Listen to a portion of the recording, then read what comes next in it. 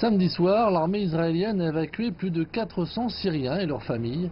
Des secouristes connus sous le nom de casques blancs en provenance de Syrie traversant Israël pour la Jordanie pour un séjour provisoire.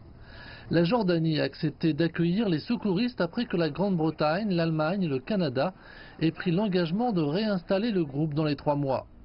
La Jordanie en a autorisé 800 à entrer dans le pays, mais plus tard dimanche, le ministre jordanien des Affaires étrangères, Ayman Safadi, a revu ce chiffre à la baisse, le faisant passer à 422.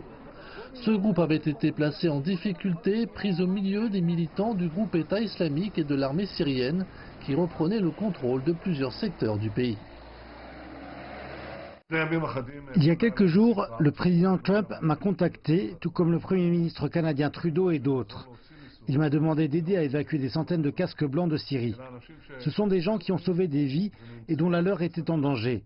Par conséquent, j'ai autorisé leur passage en Israël vers d'autres pays comme une étape humanitaire importante.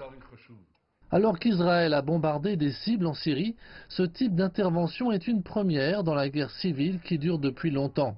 La controverse a éclaté sur le groupe.